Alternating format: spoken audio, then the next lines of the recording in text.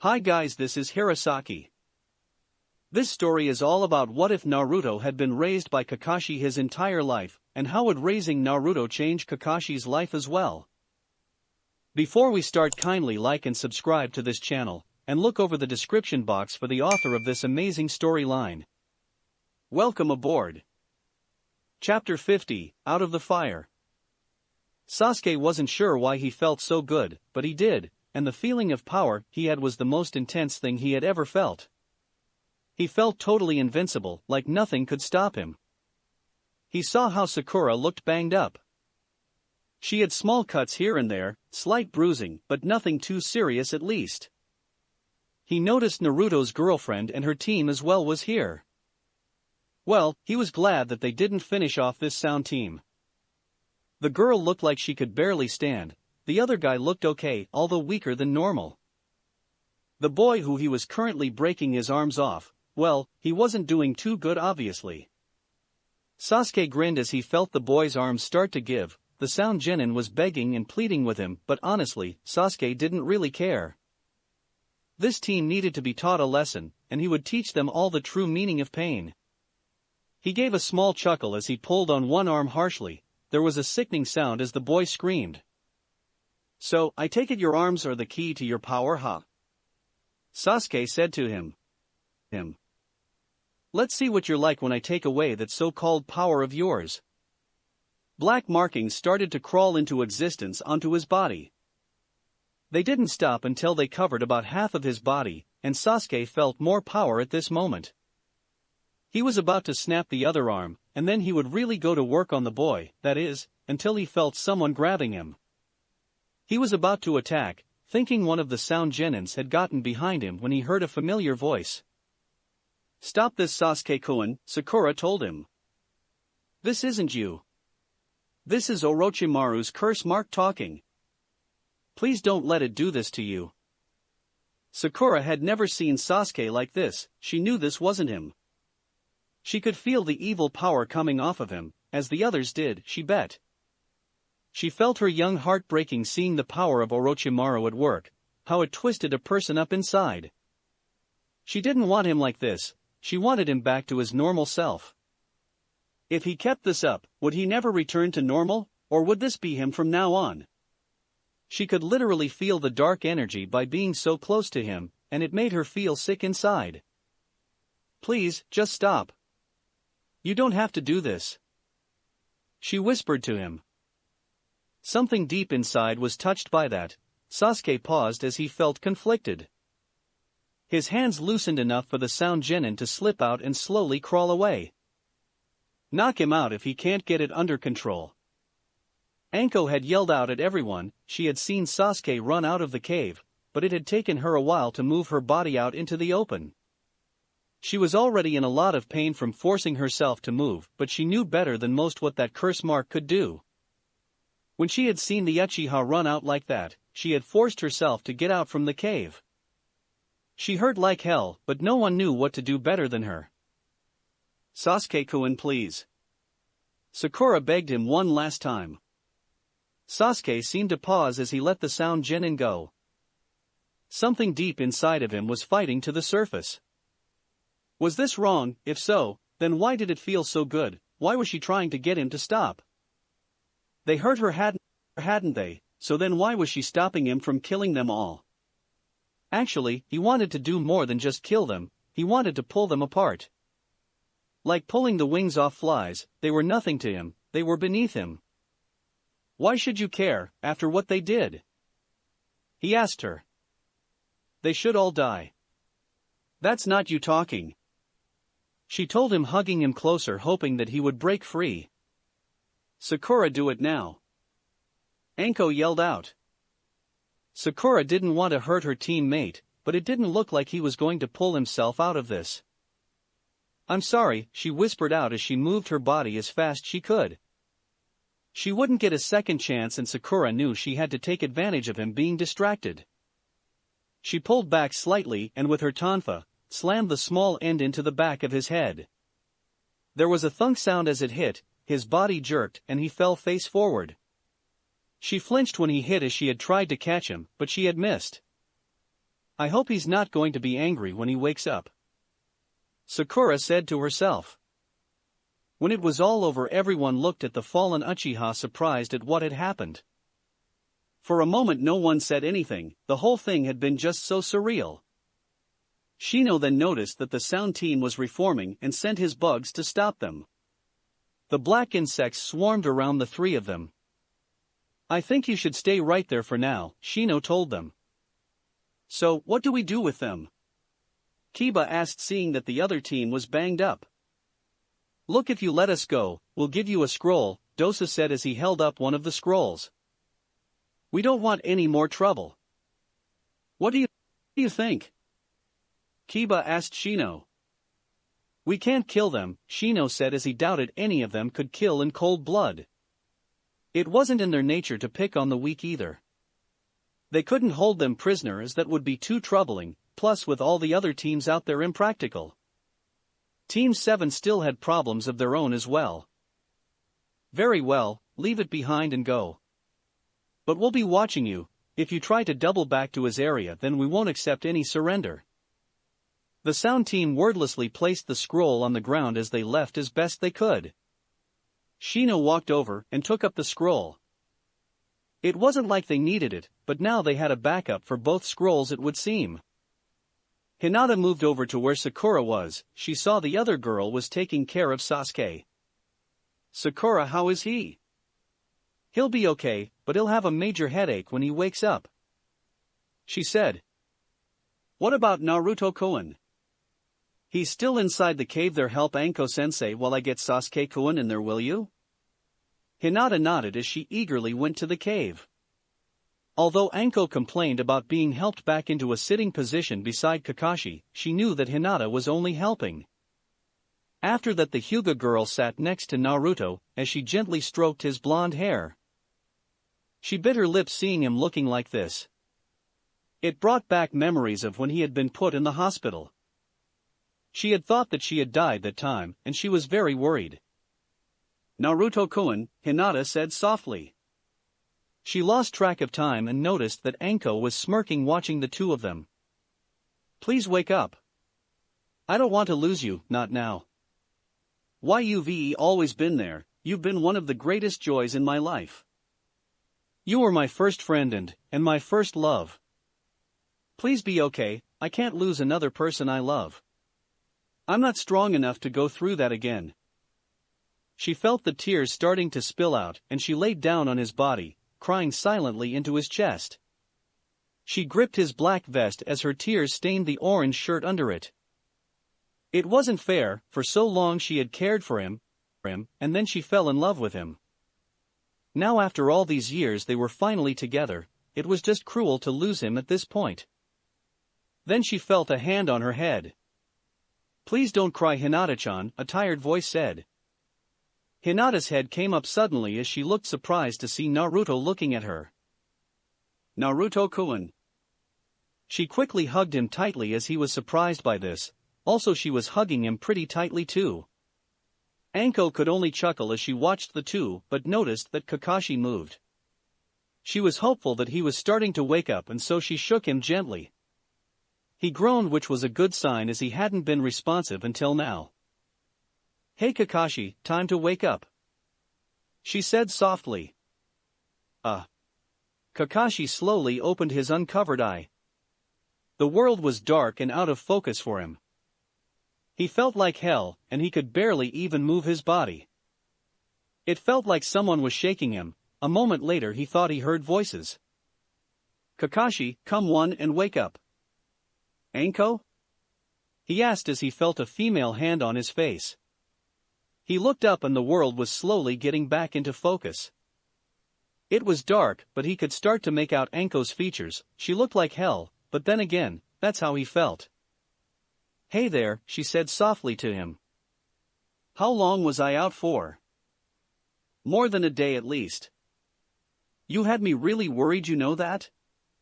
She told him a little harshly. She hated how scared she had been. Sorry, Kakashi said after a bit. He asked for any water as his mouth was really dry. Thankfully Sakura had left one next to her, and she gently poured it into his mouth. Hinata was too busy still clinging to Naruto to notice, and the others weren't in here, so she could pull his mask without him worrying. She put it back up as he thanked her. After that they took the time to check his injuries. As far as he could tell he had some minor ones, nothing fatal, but the chakra exhaustion was the worst of it. "How are the others?" Kakashi asked her. "Well, Naruto seems okay, even with his own personal nurse it seems." Anko smirked as Hinata fussed over him. Sakura got a little banged up, but Sasuke, he got a curse mark put on him. Kakashi didn't like that one bit. He knew from Anko what those things were like. He would have to deal with that when the time came. Outside the cave, Sakura had put Sasuke's head on a makeshift pillow from spare clothing from one of their backpacks. She was worried about how things would go with him. Teammate was also wondering how long to wait around. Although they were friends, this was still a competition, and they had done a lot for Team 7. They couldn't leave them like this, but they made a decision that when Naruto and Sasuke were back up they would leave. It was just practical because after 3 days they had to make it to the tower by the 5th day. So, they had a day and a half to get to the tower or else they wouldn't advance. It was at this time that the ANBU had finally found them. For a day they had been searching the forest, which wasn't easy.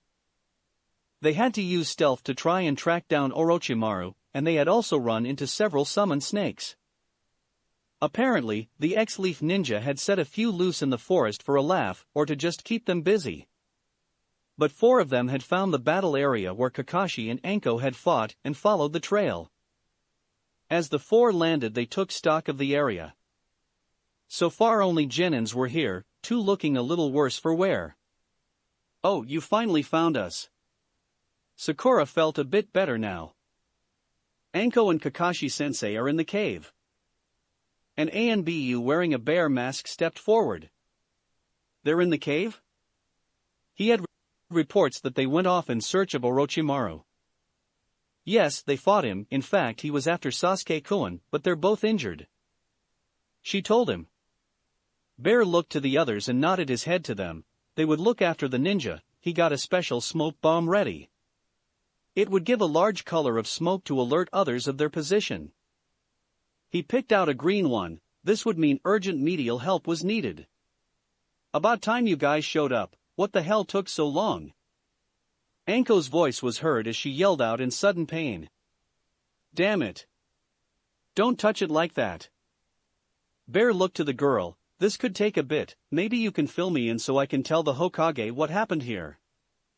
After Sakura told him everything, they had managed to get Anko and Kakashi out of the cave. Sakura was happy to see that Naruto was back up as well, only a bit confused on what was going on. He also looked pretty worried for his dad as well. One of the ANBU seemed to have medical training, and did her best for the 2 of them. Anko felt a bit better as her collarbone was knitted back together a bit, although it was only a patch job, at least it didn't hurt as bad now.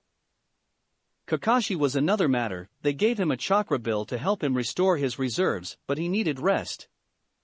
Also, the hit to the head he had was going to have to be looked at as well. It was around this time that Sasuke was waking up. Everyone was pretty nervous at this because they weren't sure what to expect. "Sasuke-kun, are you okay?" Sakura asked attentively, although she kept one hand gripped to her weapon just in case. I think so," the boy said as he went to feel a bump to his head. What had hit him? He kind of remembered waking up, a sense of great power. He remembered breaking the arm of one of the sound team, and about to do the same to the other arm. He also remembered a little of how much he had been enjoying it, which was wrong. He never enjoyed hurting people. He always tried to stay detached from feeling in battle. He remembered Sakura trying to calm him down, then Anko yelling out something and then, "Did you knock me out?" Sasuke asked her. Sakura looked away from him. "Yes, I'm sorry, but you were out of control and Anko-sensei said that if you didn't get under control, that I had to do it. I'm really sorry." Sakura still couldn't believe she had just done that to him, her major crush, and what did she do? Slam a metal tonfa into his skull. Sasuke was silent a moment before standing up. It's okay. What? She looked up in surprise. You did what needed to be done, Sasuke told her as her turn to look at the scene around him. You did your duty as a ninja. Sakura wasn't sure, but this was the closest he had ever gotten to complimenting her. Sasuke meanwhile was just avoiding looking at her because he was embarrassed. Had he really been that much out of control to be knocked out? He prided himself on his control, but to lose it so easily made him feel disgusted with himself for being so weak-willed.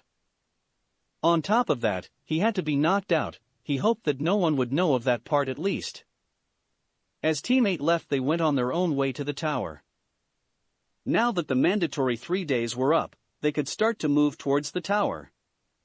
As they jumped through the trees, Shino noticed something. He had the extra scrolls in his backpack, but it felt lighter for him. At their first rest stop, he checked the bag and found that their old spare was gone. He looked at the bag, but there didn't seem to be any hole in it.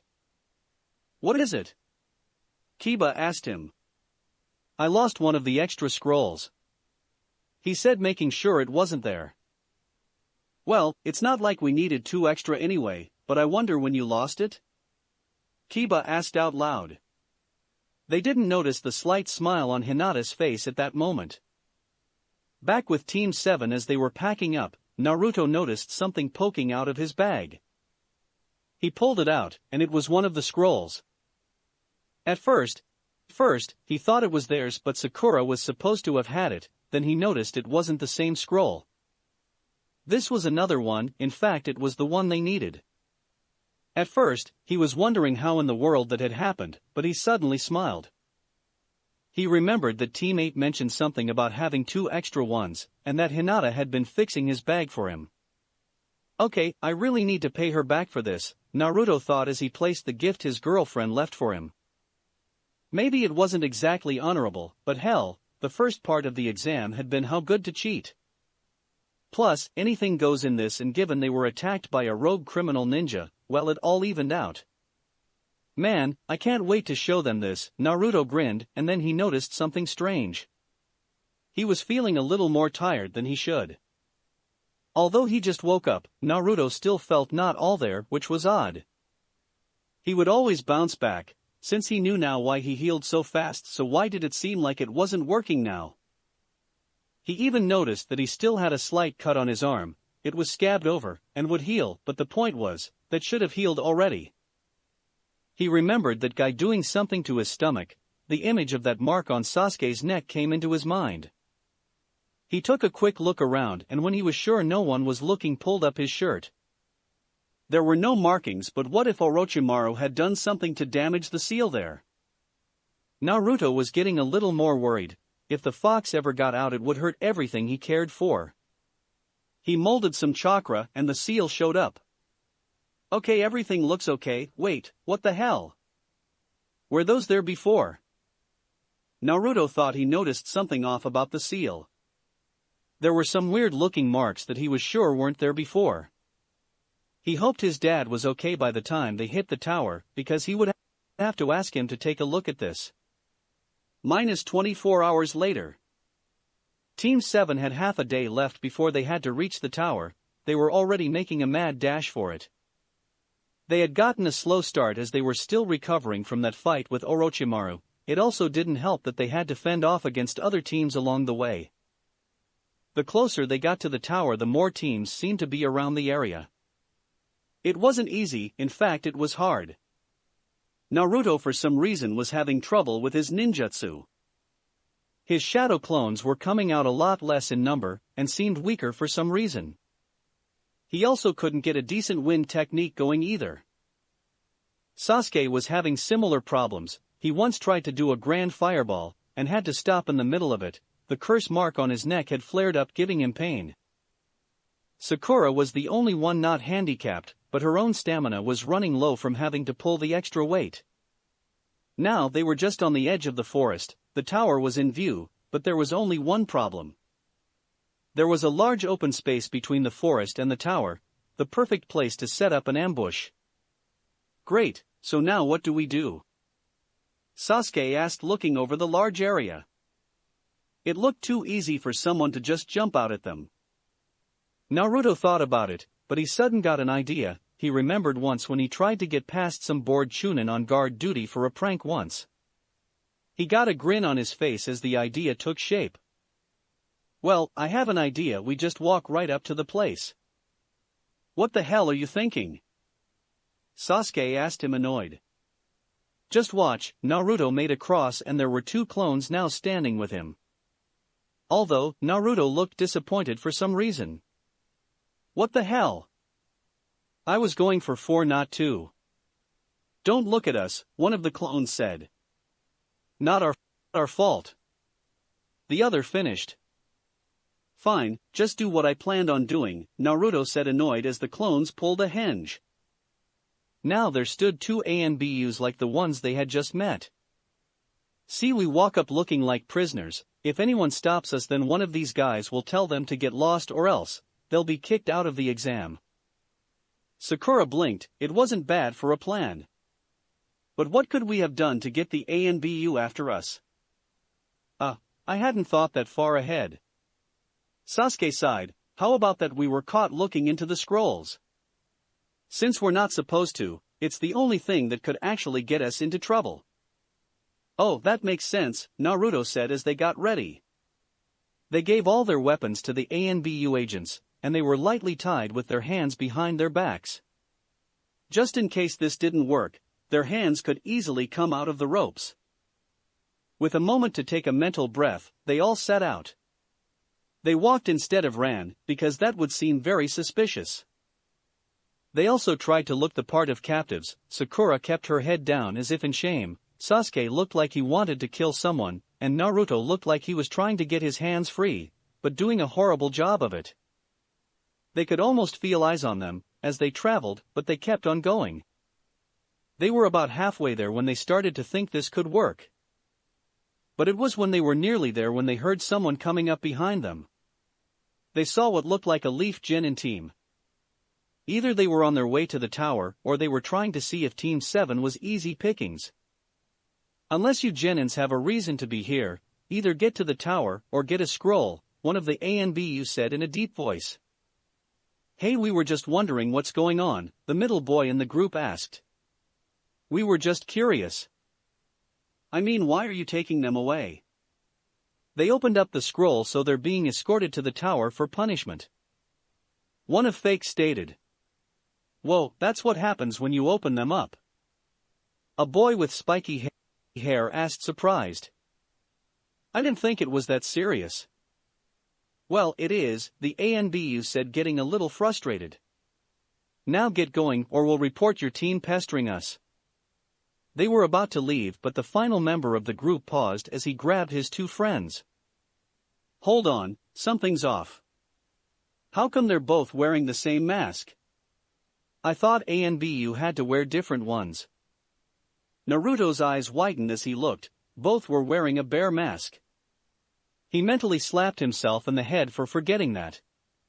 Both clones must have had the same idea, and no one had bothered to check. Well, he lost his and that's my spare, one of the ANBU said, feeling a little nervous now. Something is fishy here, one of the boys said as he started to take a closer look. These ANBU were looking a little nervous, plus why would looking into the scrolls be that bad? Chunins or that crazy woman with the jacket he could see overseeing the exam, but being from this village it was just too odd for the special ops to be involved. Maybe a team from another village wouldn't notice, but being here they knew the kinds of things ANBU were said to do. Crap, this is bad, Sasuke remarked silently to his friends. What now? Sakura asked in a similar hushed tone. I say we make a break for it, Naruto said, slipping his hands a bit more free. My clones can slow them down, but I got one smoke bomb left as well. Alright, but we need our equipment back from them too, Sasuke told him, and the masked blonde nodded. Look, we don't have to answer to a bunch of Genins. One of Naruto's clones yelled out, trying to cow the boys. So far, it didn't seem to work. That's when Naruto slipped his hand out and reached for one of the few pieces of equipment he could hide in his jacket. They didn't give all their weapons away, just the visible ones. Throw us the gear and stop them. Naruto yelled out as he threw the smoke bomb into the genin team. One of his ANBU clones tossed the backpack containing their gear and Team 7 was off. They ran as fast as they could. Naruto looked in for anything to help as he heard the sounds of fighting. His clones wouldn't last long, one good hit, and they were toast. Yes. Naruto had found a kunai with an explosive tag already on it. It must have been Sakura's as he didn't have any ready like this, plus it looked like it was done by textbook standards. He threw it behind him, not even looking as he set it off. There was an explosion with some yelling, but they didn't stop running. Naruto couldn't hear anything other than his heart pounding and his breathing, but he just stayed focused ahead as he ran on. The others did the same, and soon they saw an open door at the base of the tower and ran inside. They didn't even stop until they were halfway inside the room. Once inside, they all breathed a sigh of relief. They were panting for air as they looked behind them. It seemed that the genin team wasn't or wouldn't follow them into the tower. Maybe they didn't have both scrolls and didn't want to run the risk of being kicked out of the exam. Well, whatever the reason, Team 7 was finally in the tower, and they were glad for it. Now they were in a huge chamber with two huge phrases written on the wall ahead of them. It sounded like a riddle to Naruto, something about heaven and earth for some reason. If qualities of Hyuga are your desire, then acquire wisdom to take your mind higher. If earth qualities are what you lack, then train your body and prepare to attack. When heaven and earth are open together, then the perilous path will be righteous forever. So, what's this supposed to mean? Naruto asked, reading it over again. He hated riddles, they made no sense to him. I mean, other than we have scrolls called heaven and earth, what does it mean? Sakura thought it through. I think it's something like they mean different things. Heaven and earth seem to be associated with the mind and body. A ninja must train his body and mind to act as one, Naruto suddenly said, catching everyone's attention and surprised look. One of the things my dad taught me. So, then you need both, like how we need both scrolls, Sasuke said. He looked at the two scrolls they had. When heaven and earth are open together, huh? I guess we can open them both up, Naruto said as he took one and Sakura took the other. They weren't sure what would happen, after all they weren't supposed to open it. He did and was left a little confused at first. It looked like a seal at first, but he was unfamiliar with this type. Hey, what kind of seal is this? All it says is man on it. Then both started to smoke, both genins threw the scrolls away thinking they might have screwed up. There a pillar of smoke, as it cleared a form seemed to be inside of it. Then when the smoke cleared, they were greeted by a very familiar sight. Hey there, Irika said, smiling at them. For a moment there I wasn't sure you'd make it, but congratulations on passing the second exam. Chapter 51, Eliminations. Everyone was thankful for the rest they got, although they soon had to go into the main chamber. There was a huge statue with what looked like an area.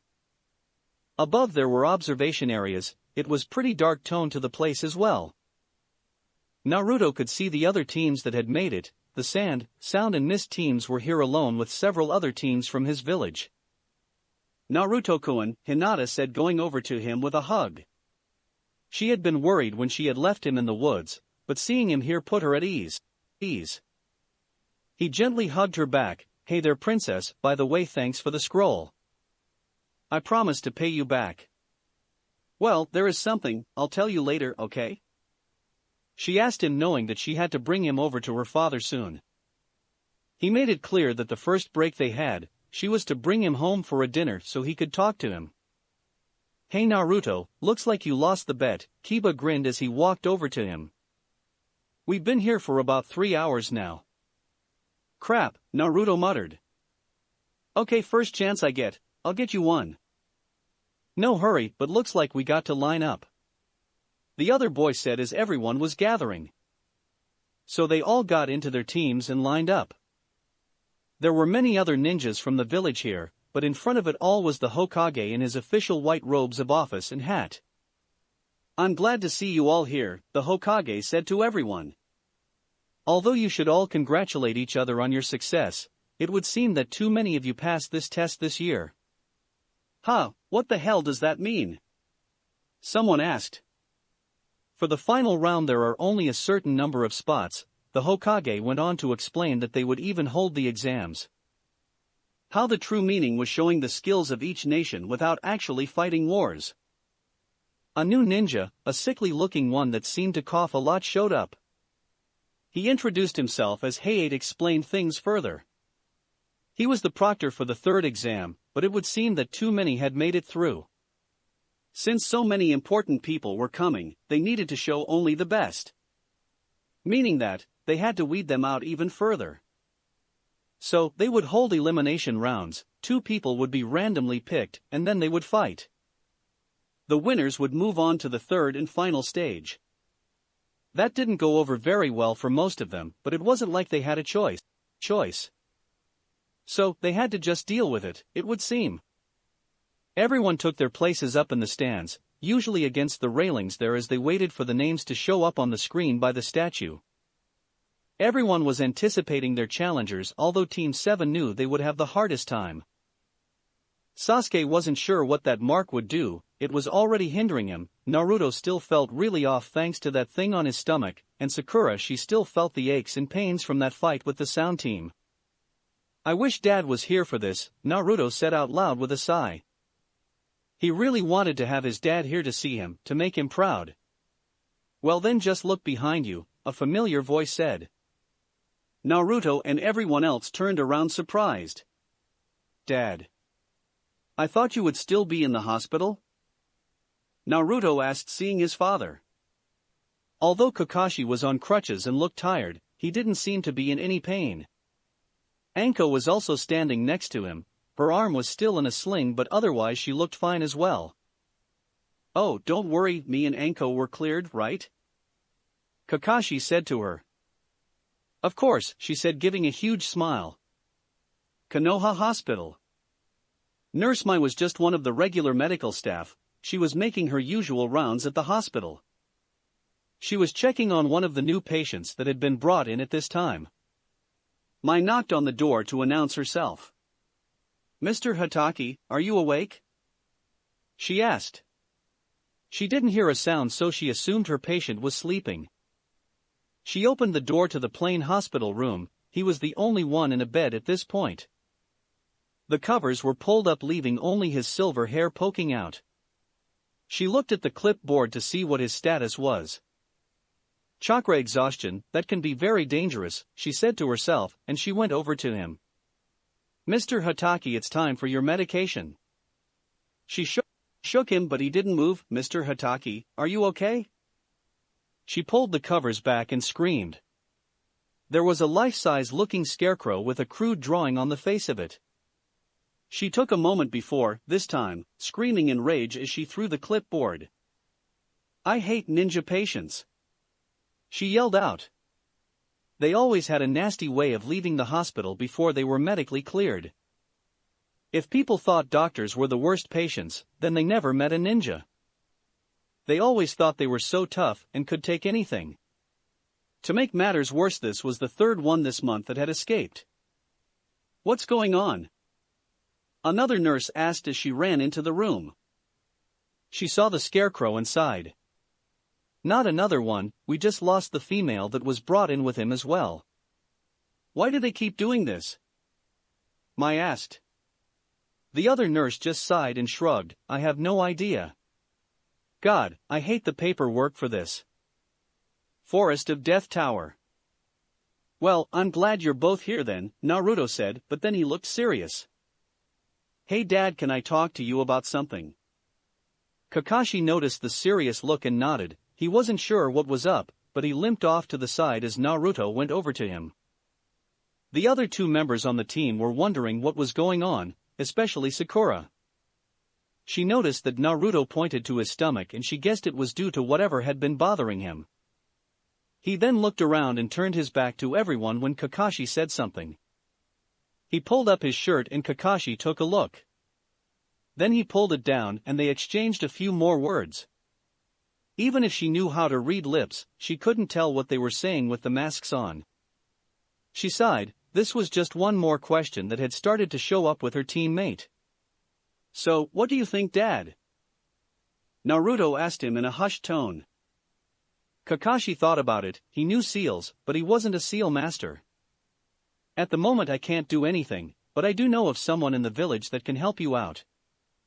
"Really?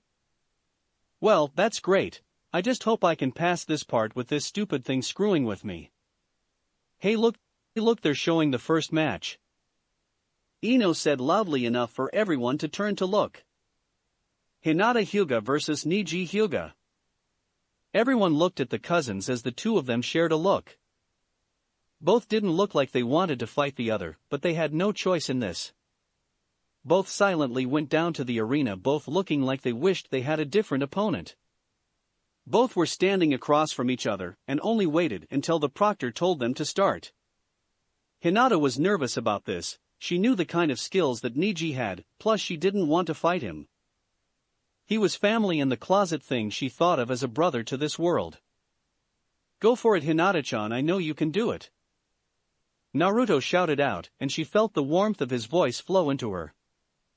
She felt more confident as she took her fighting stance, as did Niji. With the proctor declaring the start, she moved in first. She struck out with her fists, her eyes activated. She would have to end this quick and fast if she wanted to beat him. If this dragged out, she would lose. Niji activated his own eyes as he was surprised to be put on the defensive. Normally that was Hinata that went into the defensive. He had to admit she had more fire in her now, and he had a feeling because that was. He laughed on the inside. Naruto always did bring out things in Hinata that no one else could.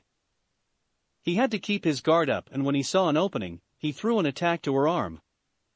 She backed away, feeling the pain of the hit, but quickly got back into her fighting stance. Niji felt a pang of regret. True, he had spared with her many times, but in this the winner would be the only one to continue on. Both of them would want to go on and give their fathers something to be proud of. For a branch member to go to the finals on his first try would be something his father could be proud of. But he also knew that Hinata had it tougher. Being from the main branch meant she was under a lot more pressure to perform. He could always take these tests again. It's not like someone expected him to win. The truth was that she might want this more than he did. Hinata continued to fight, but it wasn't an easy battle.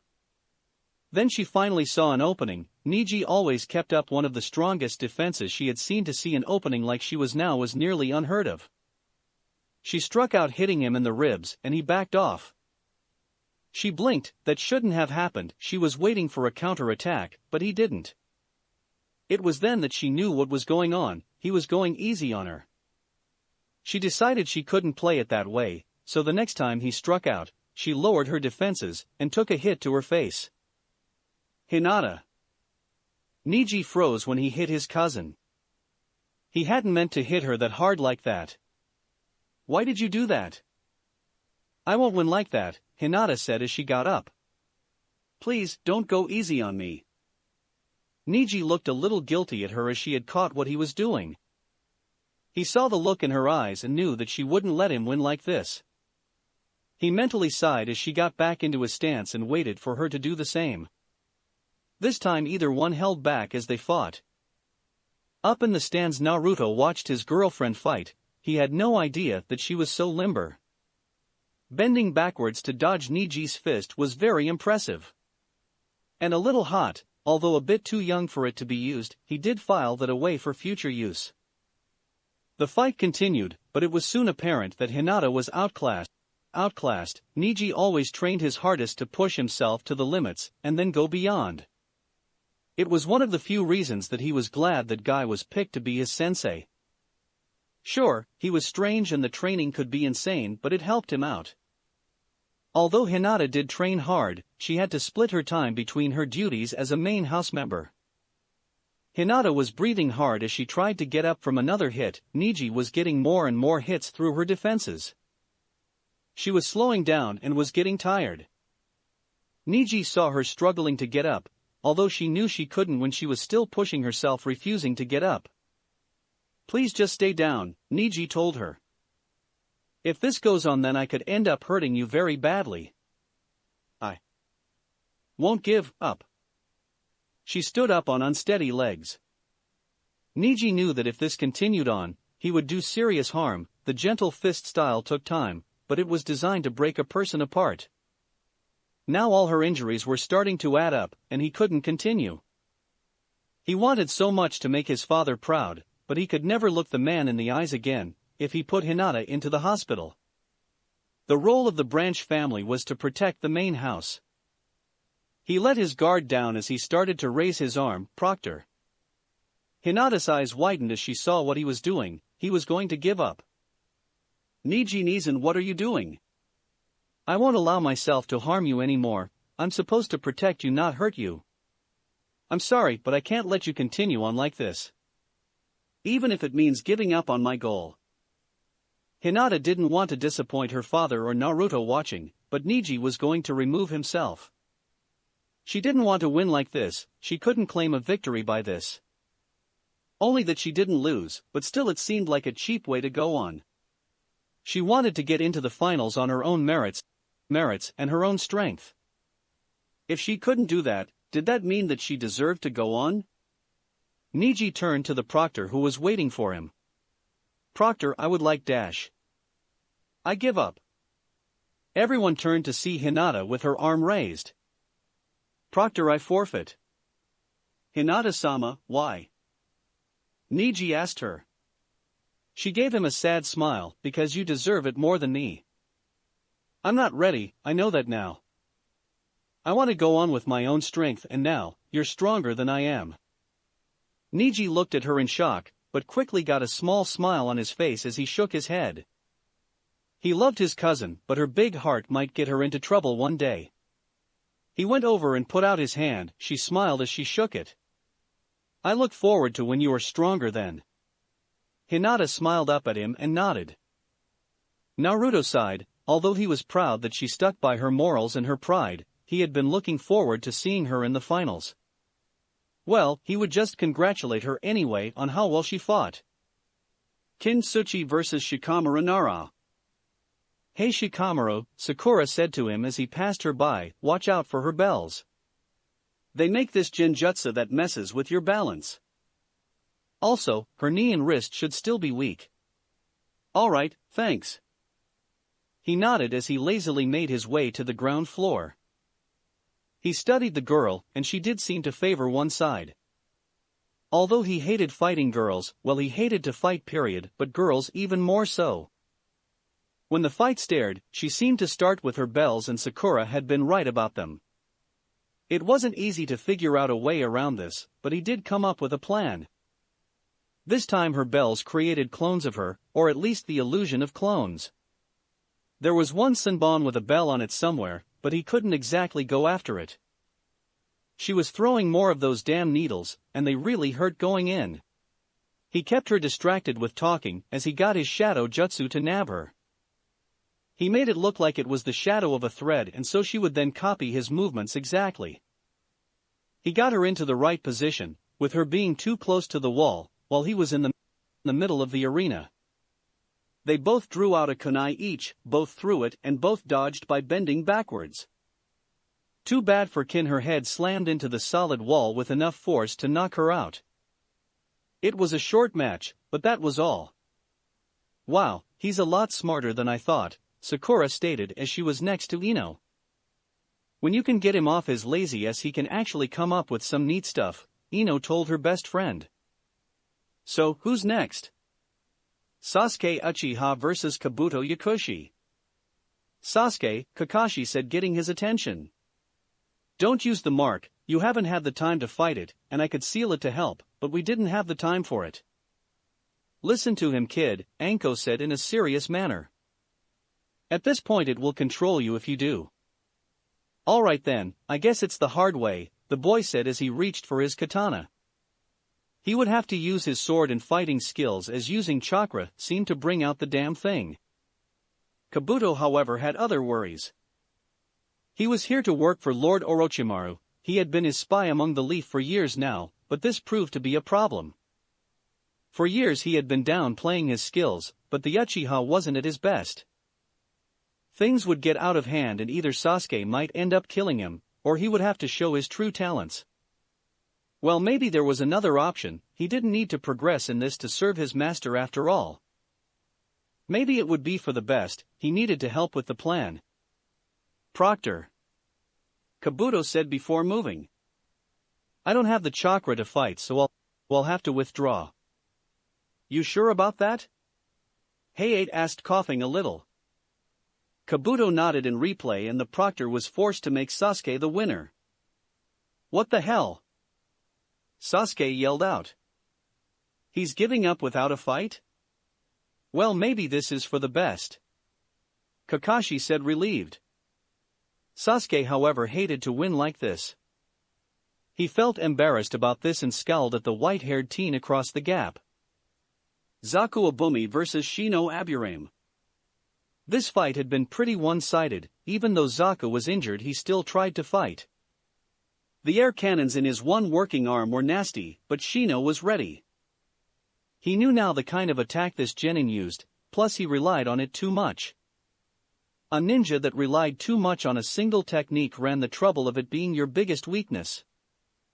Shino made sure the sound genin's attention was all on him, while he used his bugs to get into the pathway of the working arm. There was a tube in there, and over the course of the battle more and more insects would build up until it was blocked. With it plugged, the next time the boy tried to use it, he had a backfire effect. With his arm practically destroyed, it was easy for Shino to finish the boy off. He covered him in bugs and drained just enough chakra to make sure he couldn't move. Naruto Hatake vs Yoroi Akato. Alright, here I go. Naruto yelled out as he jumped down to meet one of Kabuto's teammates. For some reason both him and the other guy wore these all-black clothing with dark glasses like Shino's, but with this strange mask. It was just a piece of cloth that covered the lower face, unlike his own mask. The proctor began the match and Naruto decided to try out his wind techniques. Wind blade. He yelled out after finishing his hand signs, and with a flat hand made a slashing motion. Although this was something he had been working on, the effect was not what he wanted. Instead of a super dense thin line of razor air slicing at his opponent, all he got was a nice little breeze. Ah crap, Naruto muttered as his chakra was more messed up than he thought. Yoroi just laughed. What the hell was that supposed to be? Shut up, I'm having an off day, okay?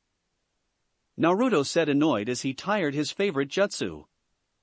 He managed to create a total of 5 clones. Alright guys, this time we got to get this right. You got it, one clone said as they all reached for the blade on their backs. They all drew the chakra blade that belonged to the White Fang himself.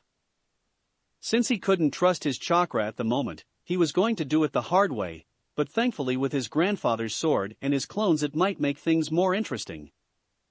The clones came at his opponent as he was wondering what kind of ninja this other masked genin was. Yoroi turned out to be pretty quick on his feet as he managed to dodge Naruto's attacks. The other boy pulled out a kunai as he would use that to parry the blades coming at him. The boy turned out to be better than most as he slowly started to cut down Naruto's clones. Finally, only the real one was left, and now Naruto was attacking. Yoroi had a few close calls, even a small cut on his arm from when he had lost sight of one of the clones during the earlier attack. If the boy could make any more clones than that, he would have been in serious trouble. But now he had what he was waiting for. Naruto thrust with his blade, and the other boy went to block. At least that's what it seemed. He parried the blade and moved in closer. He grabbed Naruto by the wrists and bent his arm back as he kept moving forward. He placed his weapon arm into Naruto's elbow. Now Naruto's arm holding his sword was bent back, and had the kunai of his opponent dangerously close to his face. The hold was in place, but he was sure he could get out of it. He just wondered why the guy wanted to get so close. Yoroi grinned as he managed to get a hold of the genin. He would drain the boy of all his chakra. Already he could feel the power flowing into him. He grinned to himself. The boy was rich in chakra, more so than anyone he had ever drained before. "What the hell are you doing?" Naruto asked as he struggled to get out of the grapple hold.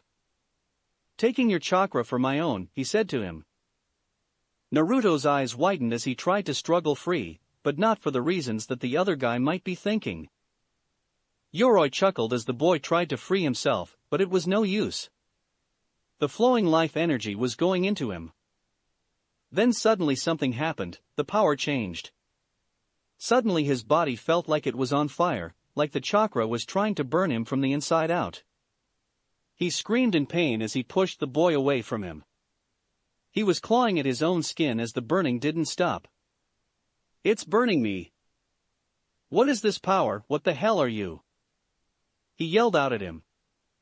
"No human should have chakra like this. You're not human. You're a monster." He continued to scream and thrash until his body went limp.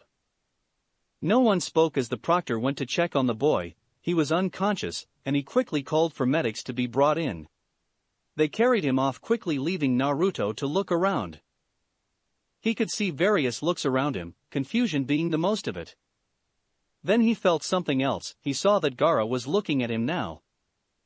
There was something in those dead eyes, like he was looking at interesting prey, or maybe recognition, maybe both.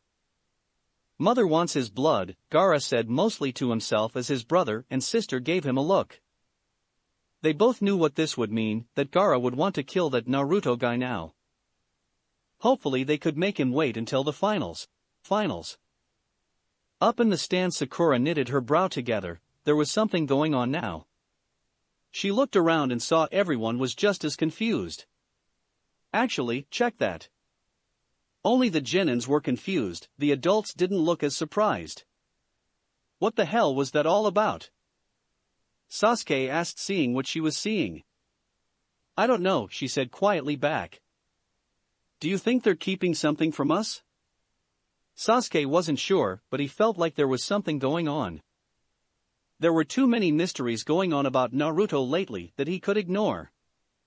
They noticed that he was very quiet as he was making his way back up the stairs. He wasn't even looking at anyone.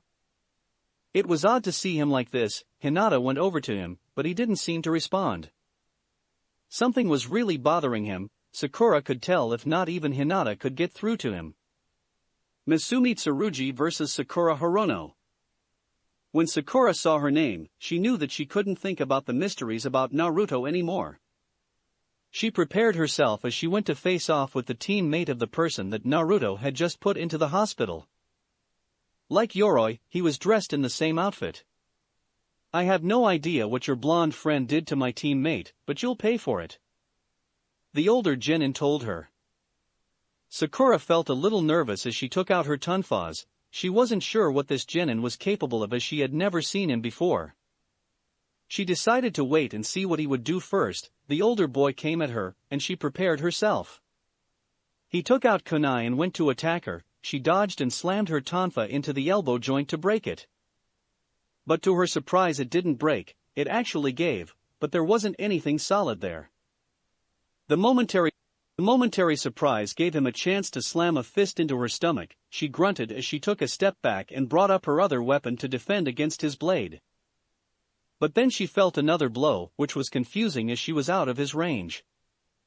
At least she had thought as much as she felt something grab around her ankle.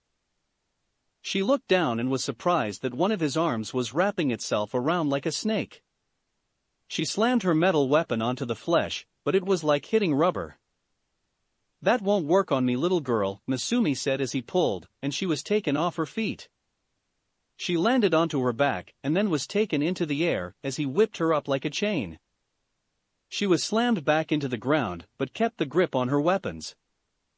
One of the things she had been trained to do was never let go of your weapons unless you wanted to. She felt the arm gone and quickly forced herself to roll and get some distance. She managed to get up only to see him smirking at her. "My joints can be dislocated at will, plus my body then stretches out. You can hit my body, but you're only hitting soft flesh. The odds of you hitting any of my bones are very small."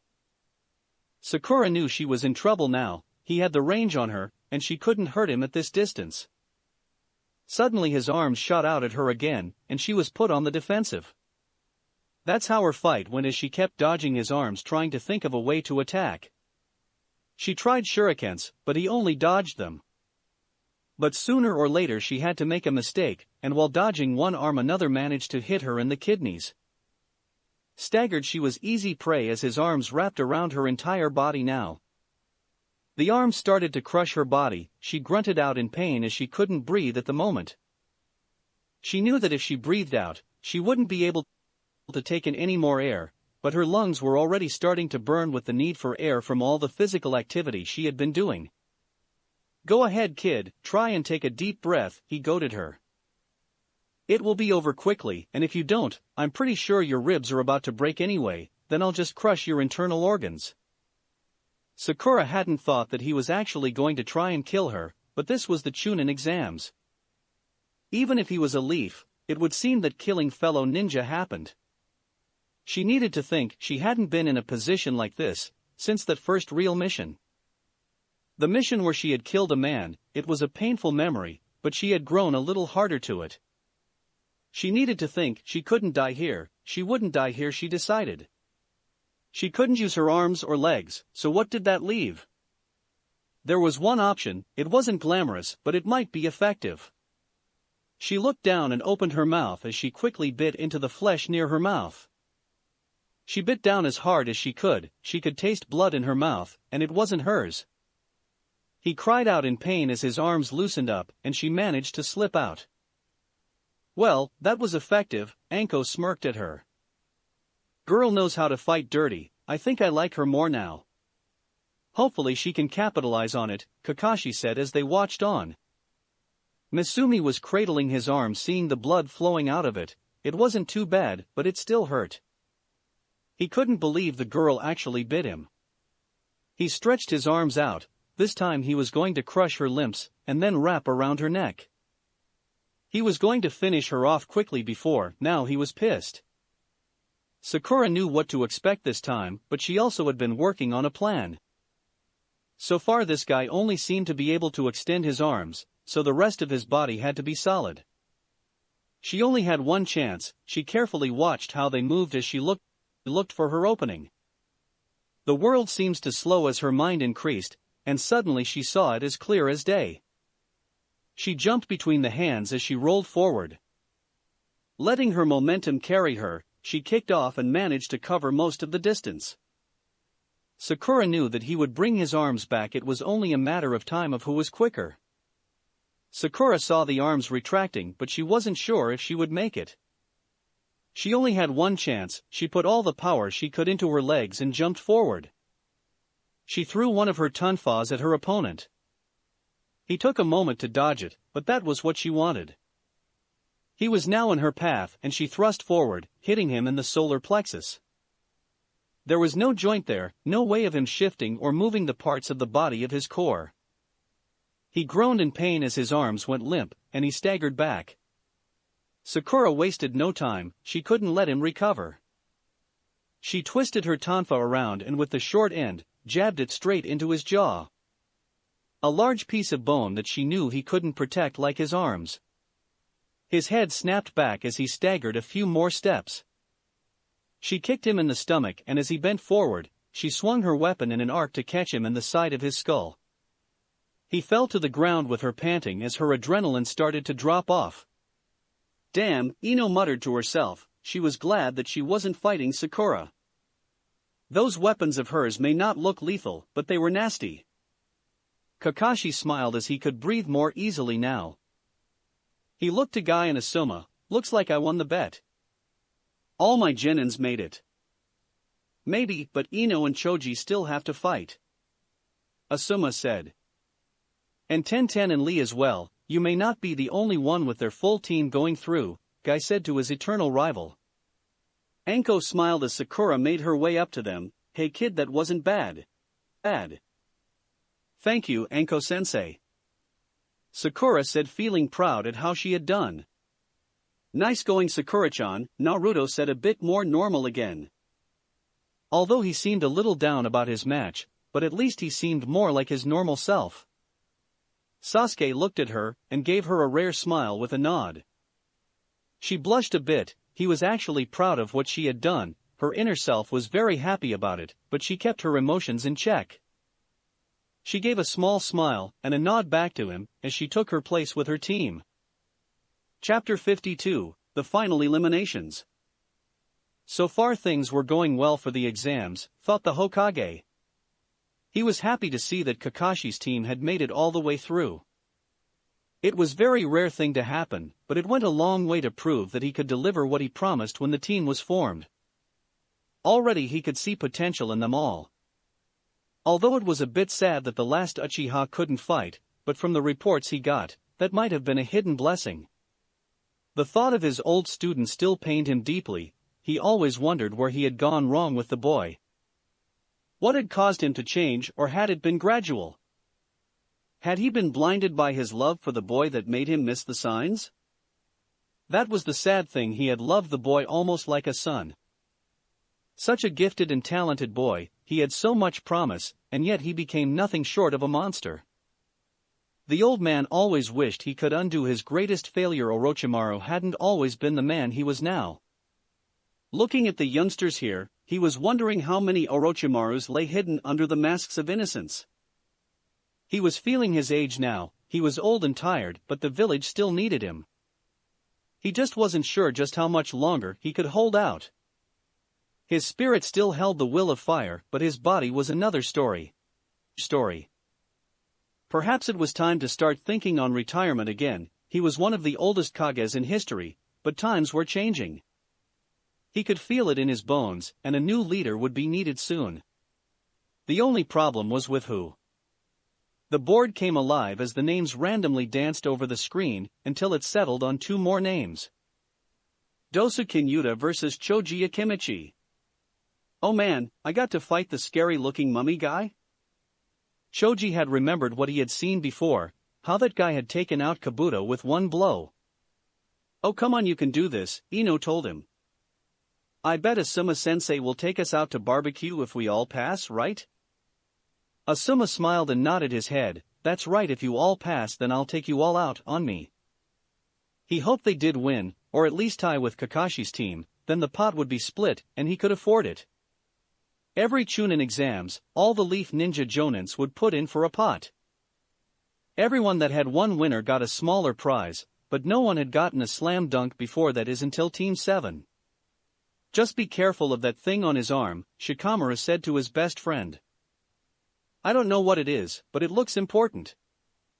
Oh, okay then. Thanks, and you can bet that I'll bring home a win.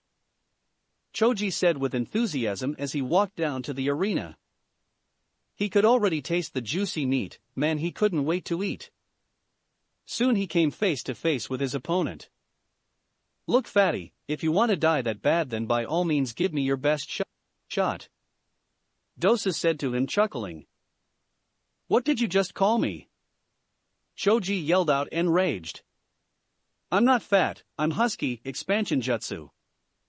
His whole body just expanded like a balloon, then he pulled his arms and legs into his body like a turtle as blue chakra was seen for a moment. Then his head went in and he became a giant ball. Dosa was taken by surprise as he never heard of something like this before. He quickly threw himself to the left as the other boy came at him like some kind of giant boulder. The boy was spinning himself, making himself move with a decent amount of speed.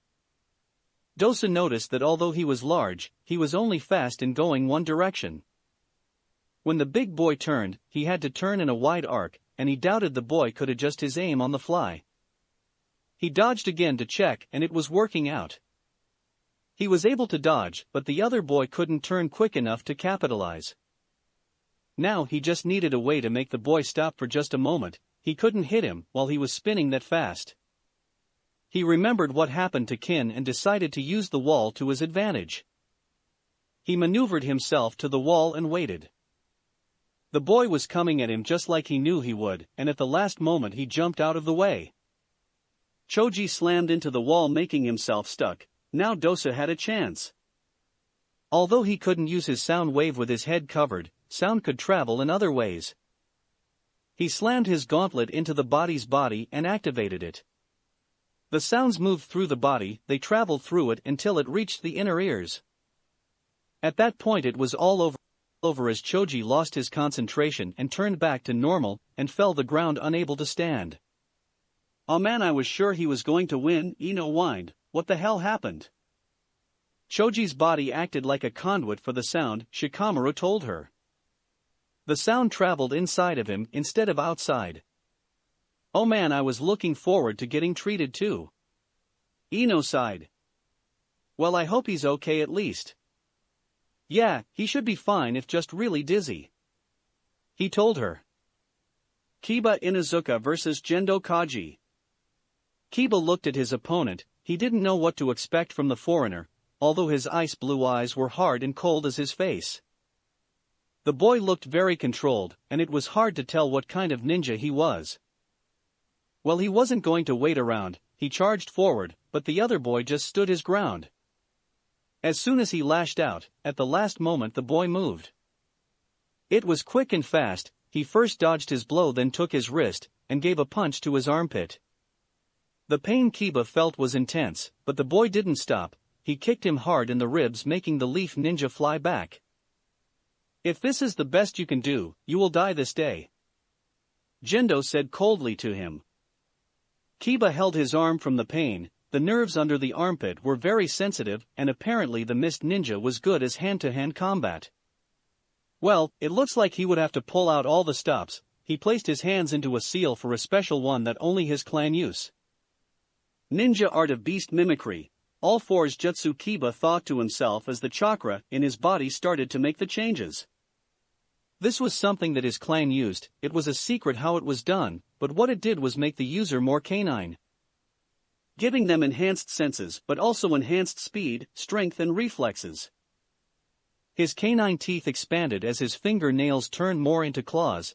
He leapt at the other boy ready to slash with his claws. Gendo was hard-pressed to dodge this time as the claws managed to just cut through his clothing, but only just that. Gendo took a step back as he studied his opponent. The boy was too sure of himself and charged right in. Kiba did just that, charging in wildly, but Gendo was ready for that kind of speed and adjusted accordingly. He jumped back and reached behind the small of his back with his left hand. He pulled out a knife he kept for in close combat where his sword was too large. He dropped down as he gave a cut to Kiba's arm, then revered the blade and swept back with it, cutting Kiba's coat as he missed the ribs. Kiba hadn't expected the mist ninja to be this tough. Well, he would have to deal with not just him. He was saving his dog just in case, and it would look like it was time to call him out. "Akamaru, I think it's time, boy." He dug into his pocket as he pulled out one of the special bills used for the dogs. His small dog jumped up to eat it. His fur became brown as he got more wild-looking. This was a battle pill used to make their dogs even more powerful in battle. Kiba crouched down as his dog landed on his back. There was a puff of smoke and suddenly there were two Kibas there in the arena. Gendo didn't look impressed. "Two or one, it's still the same to me." "Oh yeah, well, try this one, Fong over Fong," Kiba shouted out as both of them jumped out at him and turned into twisting whirlwinds of destruction. Gendo quickly overcame his surprise and dodged, but he was hit slightly on the shoulder. His uniform was ripped and also, he felt his skin was torn slightly as well. He didn't get much of a breather as they came around for another go. He pulled his sword to parry one of them, but the other slashed him in the back. He was kept on the defensive. He was only just barely to keep from being torn apart even more. Gendo pulled a smoke bomb to hide himself, but the smoke may had blinded most ninja, but for an Inuzuka they had other ways to see. "You think this will stop us? We can still smell you." Kiba grinned as they fought on. "Who said that was the reason I wanted to hide from your sight?" came Gendo's voice. The only problem was that Kiba heard it behind him, but he could smell him from ahead. Then a sharp pain bit into his skin as he cried out. He heard Akamaru cry out as well, but more cuts came into Kiba's body. When the smoke cleared, both Kiba and Akamaru were laying on the ground wounded from several cuts. There were also several versions of Gendo there as well. "What the hell?" Kiba asked weakly. Kai, Gendo said as the others dissolved into water. He had used water clones while under the cover of the smoke and attacked from different angles. Kiba lay there feeling the pain of the sword slash. It hurt like hell. He had never been wounded before, and he could smell his own blood. He coughed as he looked up to the ceiling trying to move, but it hurt too much. Gendo walked over to him, dragging the sword on the ground. The scrapping sound was like a death toll in Kiba's ears. He looked up to see the other boy with a cold grin on his face. Time to end this mutt, Gendo said as he raised his sword to finish him off. Kiba could only stare in horror as this boy was going to kill him. Kiba-kun! Hinata yelled out as she covered her mouth in horror. Kurenai-sensei! Proctor! Kurenai yelled out, as the boy's sensei I forfeit for him, stopped the match. Kurenai didn't want to have the boy die there in the ring and didn't want to take the chance that the proctor could wait too long to stop it. These exams were deadly at times and the mist ninja was out for blood. Alright, this match is over then, the proctor said. Gendo looked sourly at them. What are you talking about? The boy still lives, so this fight goes on until one of us dies. That is how we do things in my village. The strong survive, and the weak die. That is the way of the world. We only came here for one reason. He eyed Team 7 who were watching him. To show how a real mist ninja does thing. His sword started to come down, but to everyone's shock, Kiba's body faded away. The young mist ninja was taken aback by it, but soon found a kunai to his throat. He looked to see that Kurenai was behind him, giving him a hard look that said he would have to get past her to finish Kiba off. The mist genin knew that he was no match for a jonin, and that the boy was most likely hidden behind some kind of genjutsu. He put away his blade as he glares back at her. Coddling your students will only get them killed when you are not there. It is better he dies now so that a stronger one can replace him. We do things differently here, she told him. Obviously, the boy said in disdain of her actions, and left to join his teammates. Kurenai got rid of the genjutsu as the medics came running to see to the boy. Kurenai was worried. The wound was nasty, although thankfully it looked like Kiba would pull through, although it would take time for that wound to heal, and would be his first scar from battle as well. She looked to see the worried looks of her team, and of the others who were friends with the boy and his dog. She would have to let them know he would be okay, although the boy's comment on coddling rang through her head. Was she too easy on her students? She didn't think so. Then again, the mist were more extreme in their practices and training. Perhaps she should review a bit of their training. If they ever came up against someone like that again, and she wasn't around, the thought wasn't a pleasant one. Tenten versus Temari. Tenten grinned as it was her turn up. She couldn't wait for her chance. She got the ring eagerly as she waited for the other girl to show up. She was at least a year older, and seemed to have some kind of weapon behind her. That was good. She loved fighting other people who used weapons. Niji was starting to worry. Since the start of this match, Tenten had not been doing too well. It was just bad luck that she got the worst possible opponent for this match. He hadn't known that Temari was a wind user. Tenten was trying everything, but she couldn't get close to the Suna girl. That fan was keeping Tenten at a distance. Plus, the strong winds were blowing all her weapons away. He watched as Tenten was forced to use the one technique that was her best one. He watched as Tenten pulled out two scrolls. They looked like any normal kinds, but Niji knew just which ones those were. This was Tenten's own technique, the Twin Rising Dragon. Tenten smiled, thinking she could still pull out a win as the two scrolls rose up into the air, making a double helix. They stayed up in the air almost as if hanging on strings. Tenten jumped up as she put chakra into her legs and reached the top. The scrolls were filled with seals that held many weapons she had sealed into them. One by one different weapons would be released, and faster than a normal human, Tenten threw out weapon after weapon. Unfortunately, Temari wasn't impressed. She easily blew the weapons and Tenten away with one giant blast from the fan, and all the weapons were blown away. Tenten fell as she lost her concentration, and she slammed onto Temari's fan right onto her back. Tenten cried out as she went limp and Niji froze in horror. That kind of fall could cripple a person or kill them if her spine broke just right, plus that Suna girl did that on purpose. She smirked at her own superiority as she just cast Tenten aside. As soon as the proctor called the match, Niji raced to her side. He knelt down as he checked her out. His eyes could see fractures, but the spine was intact thankfully. Tenten moaned in pain, her body hurt and she felt numb in some areas. "Tenten, can you hear me?"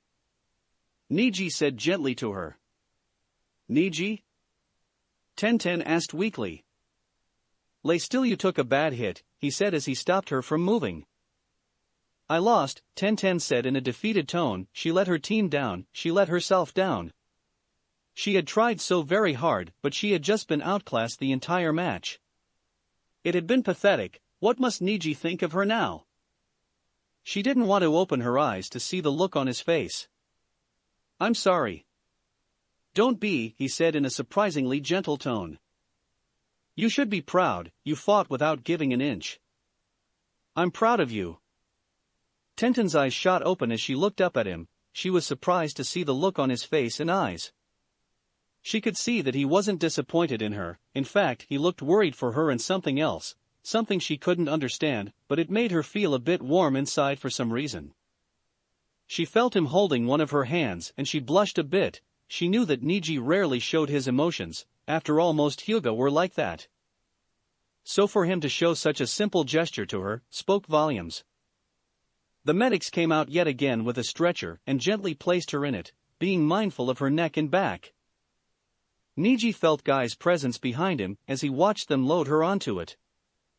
It was just bad luck that she got that Temari girl for an opponent. Guy said to him, and he nodded. "Give my apologies to Lee, will you, sensei?" Niji told him, not looking at the man. "I want to make sure she's well, so I will most likely miss his match." Guy smiled at the boy before him. Now there is the true spirit of youth. Looking out for your comrade shows the fire burns bright in you, my young student. I'm proud to see it. Niji sighed as she shut his eyes. He just wished that Guy wouldn't make such a big deal of things. As he walked off silently to ensure that Tenten would be okay, he did cast a look and locked eyes with the Suna girl. He gave her a cold look. He made a vow that if he met her in the finals, and he would avenge Tenten's defeat by that girl's hands. Ino Yamanaka vs. Ami. Ino wasn't sure what to expect when she got into the arena with the mist girl, but after seeing what the girl's teammate had done to Kiba, she wasn't taking any chances. "So, this is my opponent, some frail-looking girl playing ninja?" Ami smirked at the shorter girl in front of her. "What did you say?" Ino yelled out. "I'll have you know I come from a long line of ninja." "Your ancestors must weep themselves to sleep every day then," Ami said in a deadpan expression. Ino had a facial tic at that point. There was no way she was going to let this dark-haired girl say things like that. Although she too was wearing bandages, hers looked strangely different to Ino. She couldn't place it, but whatever it was, she was sure it wouldn't be much. "Fine then, here I come." Ino yelled out as she threw two kunai. Ami pulled out two and deflected them with two of her own. The two started with using taijutsu against each other. Ino was about average with it, but the other girl trained a lot harder than Ino did. Soon the blonde girl had to keep her distance from the other girl's attacks. Ino knew that she had no genjutsu, and her only ninjutsu besides the academy stuff was her family jutsus. If only she could use them, but there was a major problem with that. Ino had to get her to stand still in order to use her mind jutsus. It was the main weakness in them, plus the other major one being that if she missed, her body would be defenseless. Given what that guy had tried to do with Kiba, she didn't feel like getting killed while knocked out. "Ami, stop playing around," Gendo called out. "I was just starting to have some fun too," Ami pouted a bit. She unwrapped the bandages on her arms and Ino was left wondering what was going on, that is until they shot out at her. Ino dodged them, but felt a sharp pain on the side of her face. She reached up and felt blood as her eyes widened. My bandages are special, they have thin wires woven into them, turning them into both armor and weapons. Ami grinned as she pushed out her hands, as many different strands fly out at Ino. Ino tried to dodge, but there were just too many, and she didn't have enough speed to help herself out. Cut after cut was forming on her body, nothing fatal, but Ino had a feeling the other girl was enjoying it. Sakura's hands tightened on the rail, watching the girl that was her best friend being cut to pieces. Ino was like the sister she never had, but to see her like this all bloody made her surprisingly angry. She wanted to jump down there and stop it, but it would disqualify Ino and possibly herself, but she was prepared to do it anyway, and damn the consequences. Asuma won't let it go too far, Kakashi said, not even looking at her, almost as if he was reading her mind. We Jonin wouldn't let our students die unnecessarily. We put you all into harm's way to prepare you for your life as a ninja, but we are always trying to ensure that it's not something you can't handle. Ino was starting to feel weak, she could feel the stinging cuts all over her body, and the warm fluid of her own blood. She couldn't last much longer at this rate, she was losing too much blood. I think it's time to finish this, I've had my fun. Ami smirked as her bandages shot out and managed to grab Ino's arms and legs. She cried out as the material started to cut into her arms. Well, that's it. Shikamura sighed. She can't get out and she can't quit.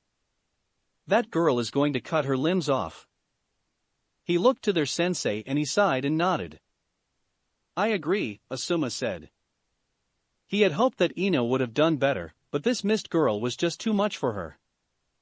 Proctor, as sensei for Ino, I call my right to forfeit in her place. Very well then, the proctor said.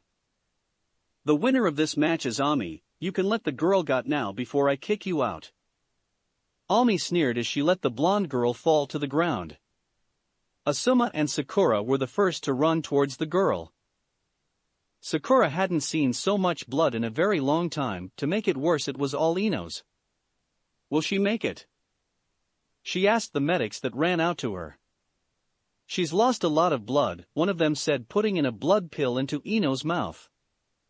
It would help restore her blood loss for a bit, but she would need a transfusion. If we hurry, she shouldn't be too bad. Sakura sighed as she watched them cover Ino's wounds and wrap her up, only to leave Ino's blood staining the floor. Sakura glared angrily at the mist girl as she just walked off like it was nothing. Gaara versus Akuma. The mist ninja stared at the younger boy, although for some reason he was getting an uneasy feeling about him. There was just something about the boy, the eyes were those of a killer that he was sure of. But his body language told him that he didn't care one way or another about this fight. He was a strange one, but he decided to test out this boy's abilities first. As soon as the match started, he threw out several kunai to see what the boy would do. He was surprised to see a wall of sand suddenly show up out of nowhere and stop them. The boy hadn't even moved a muscle. To have that kind of control over something without moving was already telling the mist ninja much. Well then, let's see if you can hit what you can't see, Akuma smirked as he started to make hand seals. As soon as he had finished, the arena floor was being covered in mist. Hey, I remember that. Naruto yelled out.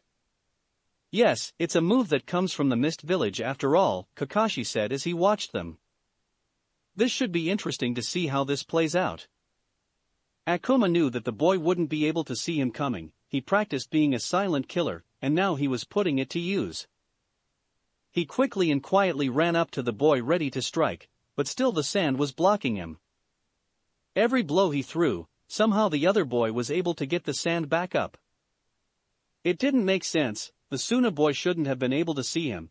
He was sure the other boy couldn't smell or hear him, so how did he do it? As the mist started to fade, Akuma looked hard at the other boy, and then he noticed something. Looks like you'll be slowing down some, Akuma said, seeing his sand. Sand isn't a good thing to mix with the water that's in the air from my mist fog. So, let's see what happens if we use a lot more water. Akuma went through the seals and called up a water dragon missile. The large dragon was formed out of the water that was still in the area. A true master of this could use the condensation in the air to form it, but there were still plenty of water molecules left over to use as well. The giant dragon shot out at Gaara as his sand went to protect him out of instinct. "There, let's see you use your sand when it's nothing but mud." Akuma ran forward, not letting Gaara take a breather. Already he could see the sand had been turned into mud from the water it absorbed.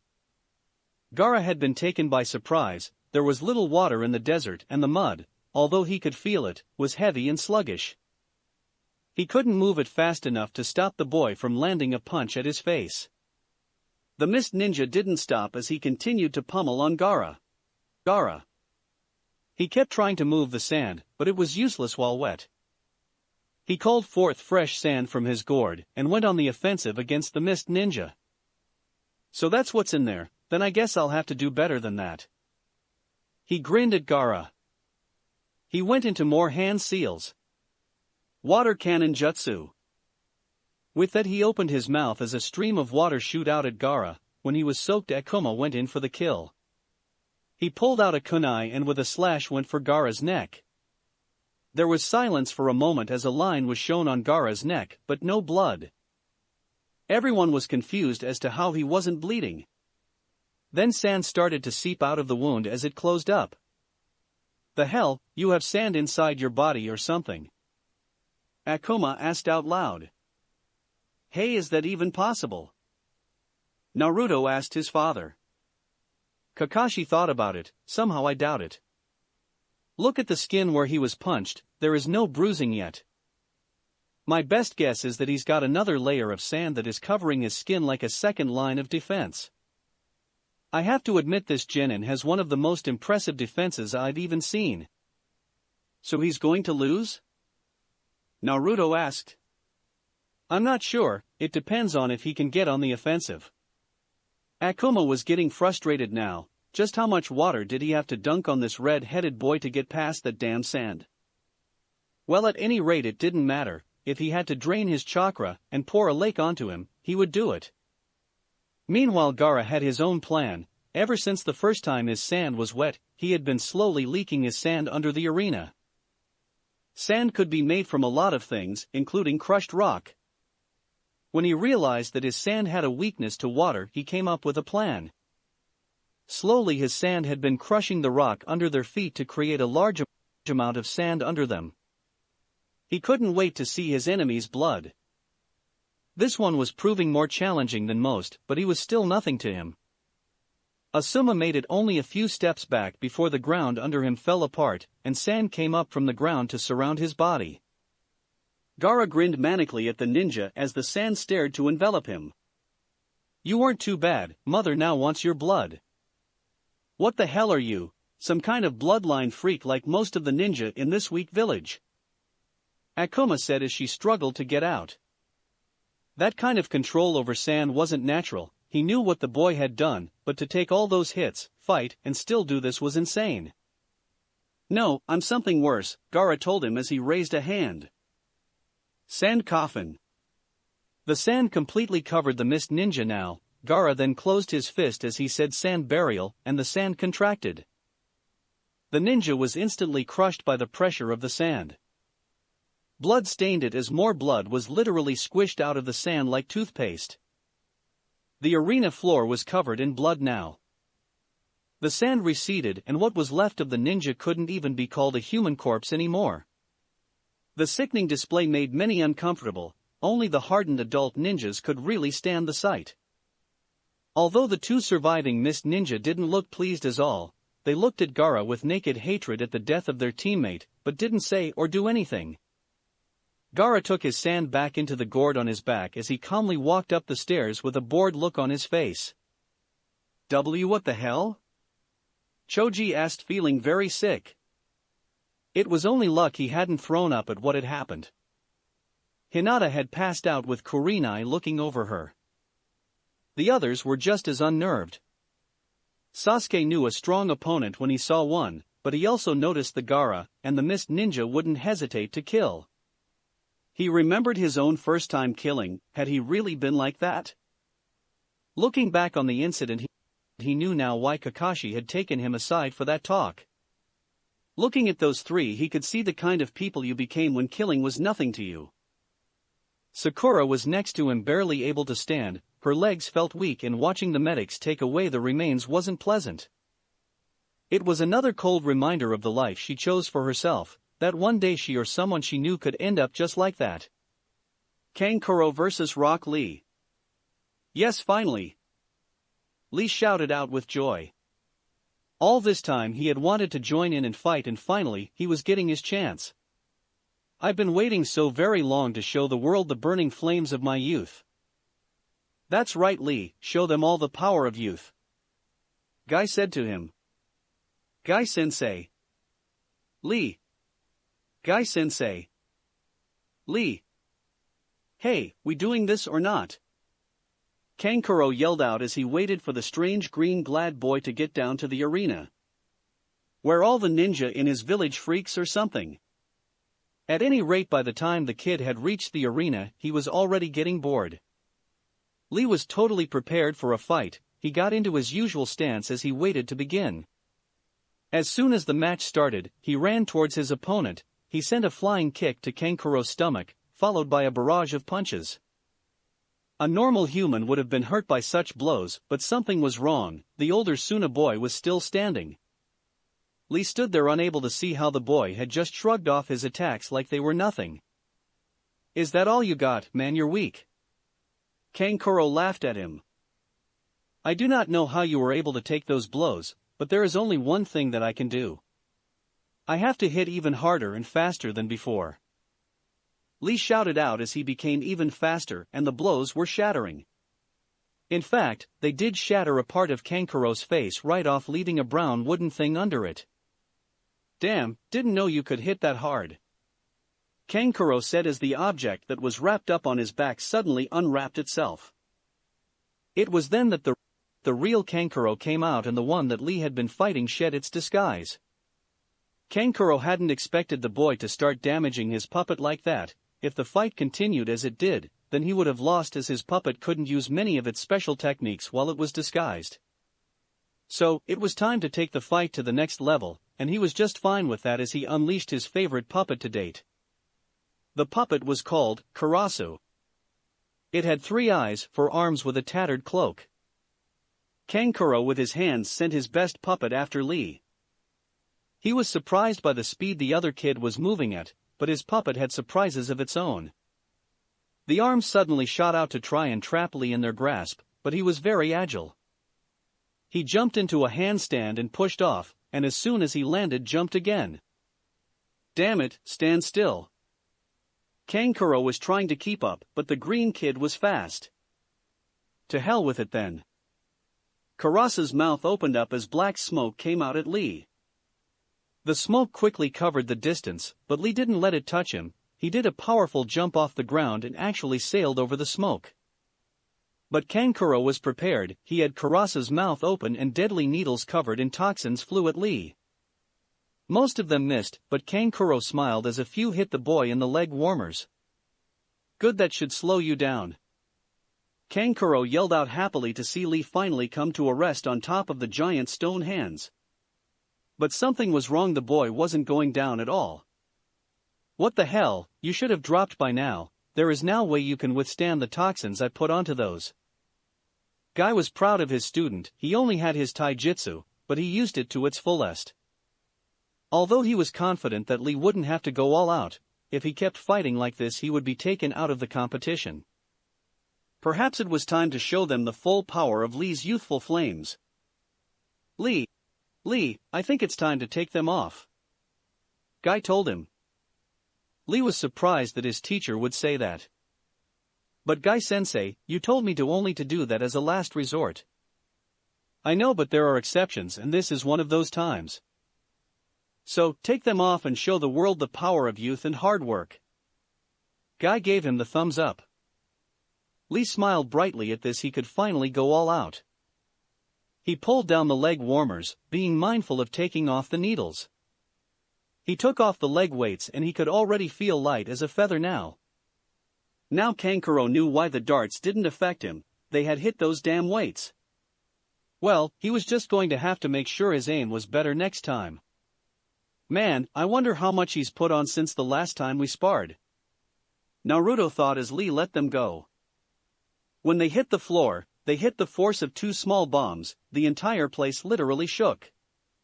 What the hell? Naruto yelled out at the insane amount of weight that Lee was using. Kakashi sighed, now thanks to Guy he had a feeling that Naruto and Sasuke would want their weights increased until they could reach that level. He would have to thank Guy properly later for that. Lee suddenly disappeared in a green blur as he moved faster than most eyes would track. He was certainly faster than Kankuro could track. He tried the smoke again, but Lee just blew right through it like the wind. He gritted his teeth as he tried to track Lee's movements. He had his puppets send the arms everywhere he could and fire the toxin darts out of the mouth. He was hoping for a lucky shoot to at least slow the boy down. It didn't work. Lee suddenly appeared right in front of Kankuro and in a low stance. Kankuro knew this was the worst thing for a puppet user. The biggest weakness was that if an opponent could get past the puppet, then the user was totally defenseless. He tried to get away and get his puppet to attack Lee from behind, but it was too late. Lee gave a solid kick to Kankuro's chin, sending him flying up into the air. Lee jumped up and gave another kick to the small of the back, and somehow, he twisted in midair and slammed his leg into the boy's chest.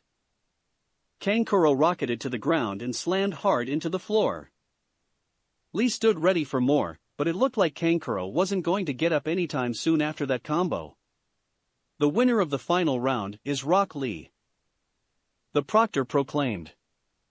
Finally, we can start into the third part of the exam. That's it for this reading. Hit like and subscribe for a free ticket pass going to the different worlds of anime fanfictions. Looking forward to having you on board again.